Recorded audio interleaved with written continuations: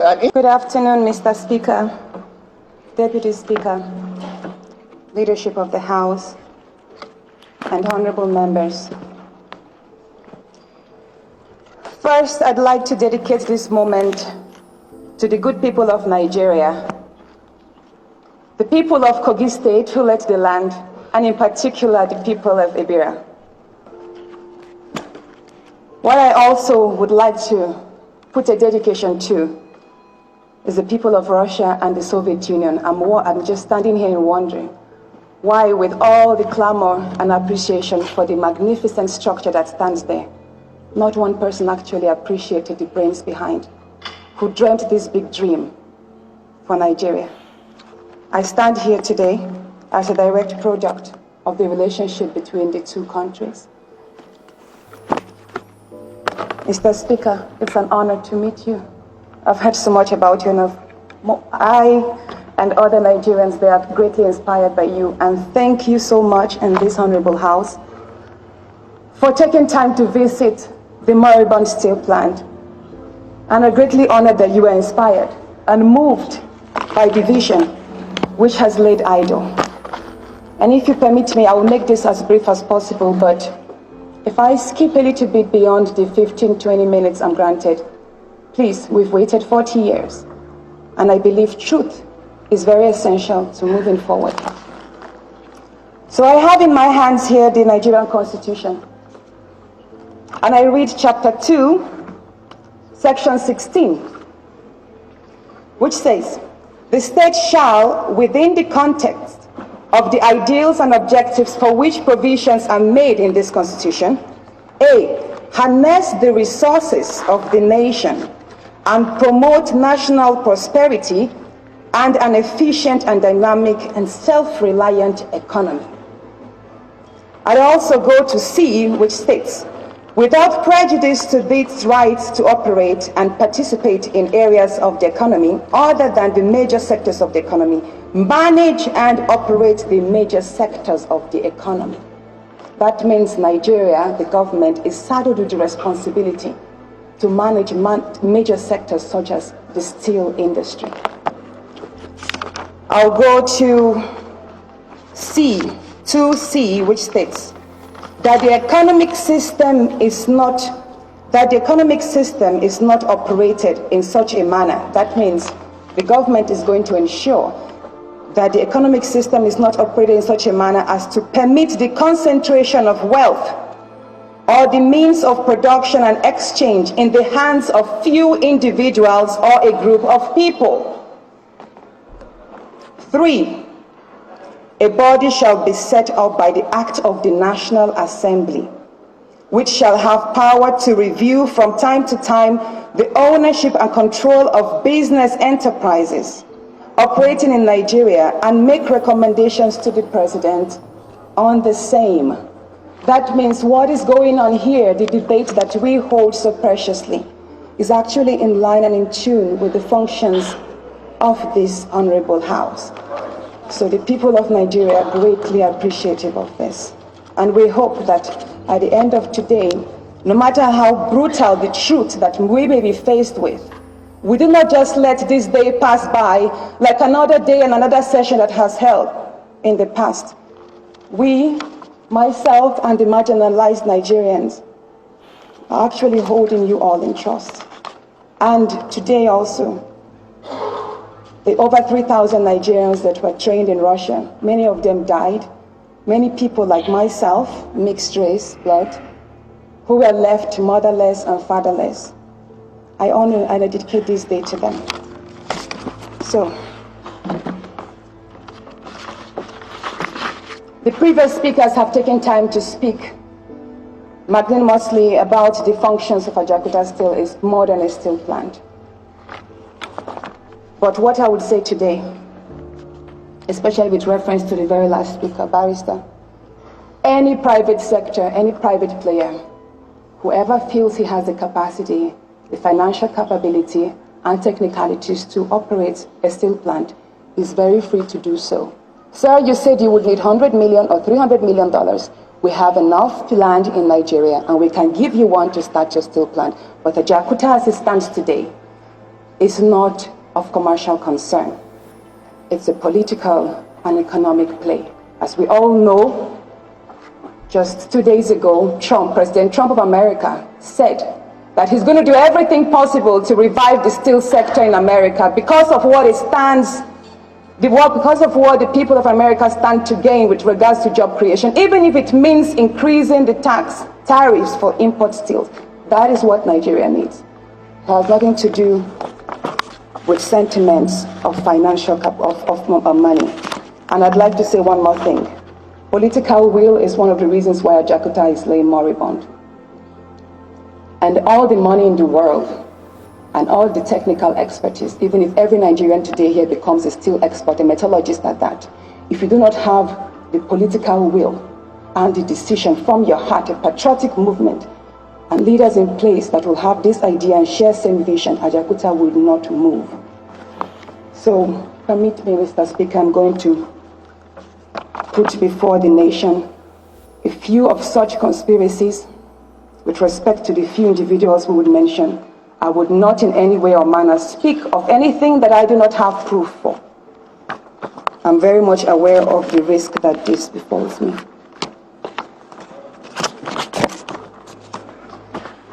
In 1994, when the Russians left, it was definitely the Soviet Union, I would call the company in particular Tiazheprom Export.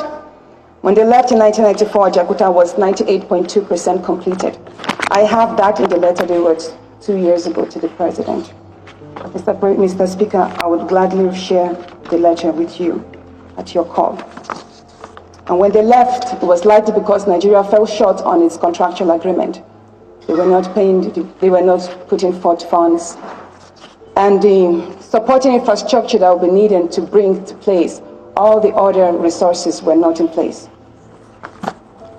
But that aside, Nigeria should know that we have several times had good opportunities to have the steel sector running.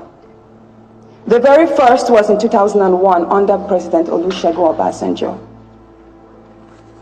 2 years ago when I visited Russia, I visited the People's University in Moscow. And right there in the hall, there's a big picture of President Olusegun Obasanjo. And I asked, why is his picture here amongst other leaders of the world? And they said, he visited this university in 2001 when he visited Putin. And then I got curious. Why did he visit President Putin? And then I got to know that on March 7th, 2001, there was actually a bilateral agreement entered into between Nigeria and Russia in furtherance to the transfer of high technology. And Ajaokuta Steel was actually one of the issues. Based on that bilateral agreement and others, 40 steel experts were sent by the same company, the original builders, Tiazheprom Exports. And they worked here alongside with Nigerian experts to develop the technical and financial reports, which were supposed to be used to formalize the revival and modernization of Ajaokuta Steel Plant. But after that, surprisingly, the Nigerian side went quiet. In 2003, President Putin wrote a letter to President Obasanjo. Mr. Speaker, it's a short letter. Do you mind if I read that? It reads, Dear Mr. President, as we mentioned to you during our meetings in Moscow in March 2001, trade and economic cooperation between the Russian Federation and the Federal Republic of Nigeria has significant potential, good prospects for further development and deepening of relations. One of the important directions of cooperation between our countries in this sphere in the completion of construction and commissioning of metallurgical plant in Ajaokuta town. The realization of this plant will contribute to the solution of a number of economic and social challenges faced by Nigeria in a strategic nature, setting an example of partnership in the field of industry and high technologies to lay the foundation for new joint plants in the energy sector, telecommunications, and petroleum refinery. He went further to say, the Russian side has completed the preparation of technical proposals for the company in Ajaokuta, and worked through issues of financial provision. We hope the state enterprise, Diageo Export, and its partner in Nigeria, which is the ministry, will soon be able to successfully conclude negotiations on this large-scale project and to begin its realization. Using this opportunity, Mr. President, I would like to confirm our mindset to a comprehensive strengthening of Nigerian-Russian relations. Yours faithfully, Vladimir Putin. I would like to say that at this point, the technical reports were already submitted to the Nigerian side. That's the ministry. And Russia had gone ahead to secure the monies that will be used to complete the plan from BNP Paribas. 2 months after, President Olusegun Obasanjo responded. In his response, the only place where he mentioned Ajaokuta, I'll read those. First of all, allow me to thank you for your kind message. Ajaokuta really occupies an important place in our agenda, and I appreciate the fact that you also find this project a priority in our bilateral relations. I will not bore you with the rest of the content, but it has to do with supply of military equipment and stuff. That was the response our president gave in response to the letter from Putin. And the very next month after this letter, Ajaokuta Steel and Niomco, which is the iron ore company in Itape, were given to a company called Solgas. Solgas Energy at that time was not qualified and had, well, permit me, I'm not supposed to give my own opinions. Solgas Energy was given the concession of Ajaokuta and Itape. And if this honorable House recalls, probably from your archives, there was a session called a few months after, because the House was worried that no activities was taking place in Itape and Ajaokuta. And the conclusion there to Solgas was they should go to Russia and partner with the original builders as technical experts. But they went to India and brought in Iceblood, what is known today as Global Infrastructure Nigeria Limited. So in truth, the Indian company that we so know today was brought in as technical partners to Solgas. So from then on, I will not bore you again, but the facts are all there. Nigeria entered due to, probably should I say the mistake that President Olusegun Obasanjo got when conducted, where for some reason he found Solgas more qualified than the people who actually built that place.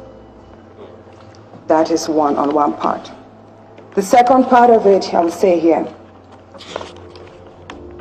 because if the minister were to be here, he would have talked about the arbitration in England, in the courts. So I would briefly brush through that.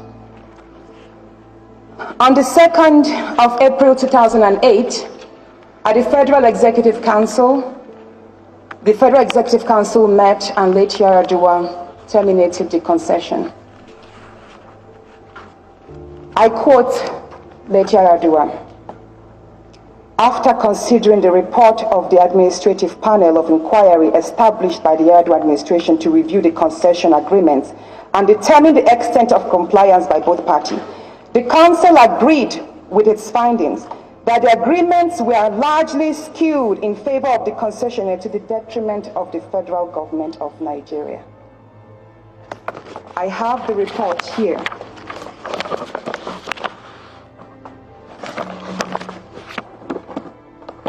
This is the Inuwa Magaji report, duly certified by the Ministry of Solid Minerals. It contains documents, facts, and figures, and even pictorial evidences of the vandalization that took place. I am surprised why Nigeria did not present this before the courts in England and rather said we have no proof. How can we have no proof? Why did the Solid Mineral, the minister, Honorable Kayode Fayemi, reconcession Itape back to the same people that vandalized it? Because there was no proof. This is the proof.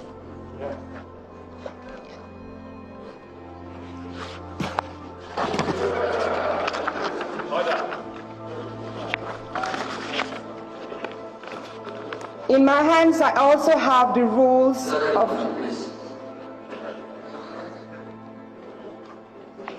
In my hands, I also have the rules of the International Chamber of Commerce.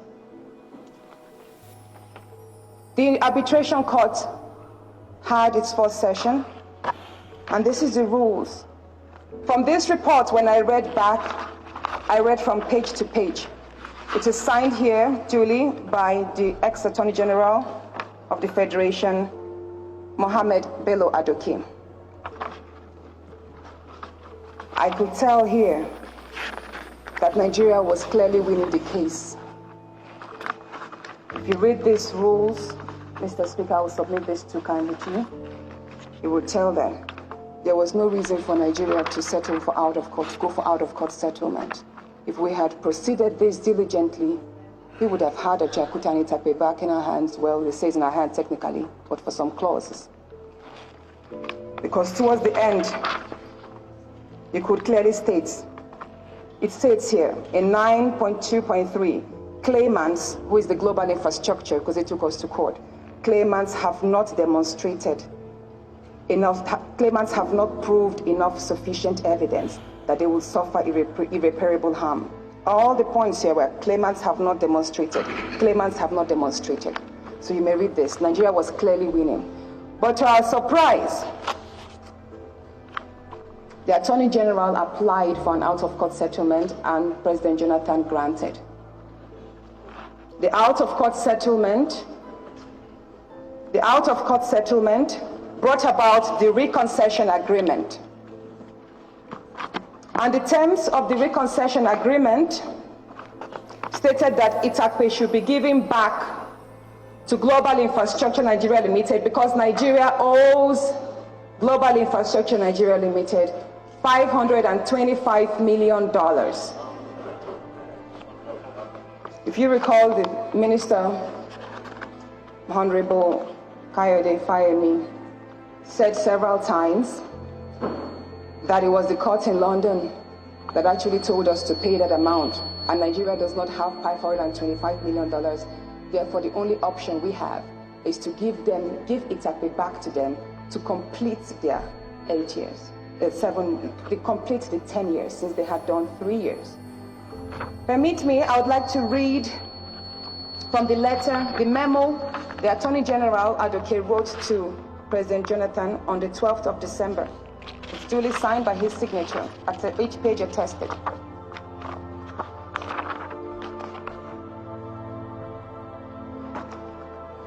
Item 6A.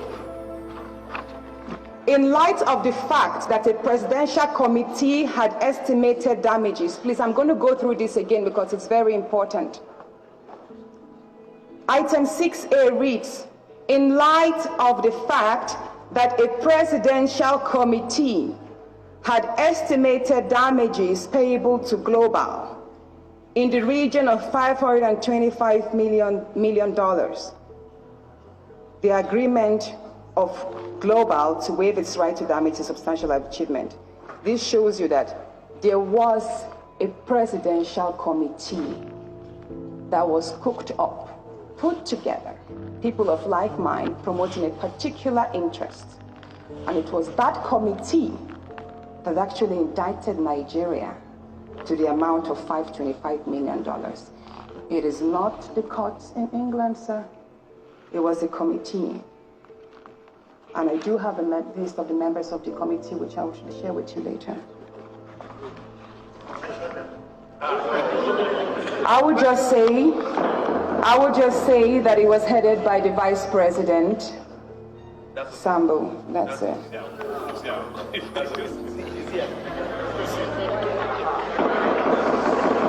But people from the Attorney General's office, people from representative from BPE, they were all present, sir.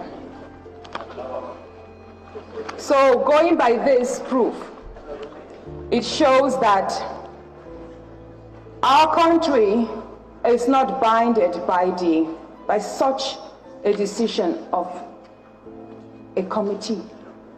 And I would like this honorable court to demand sorry, forgive me. Okay. I would appreciate this honorable House to demand for the report of that committee.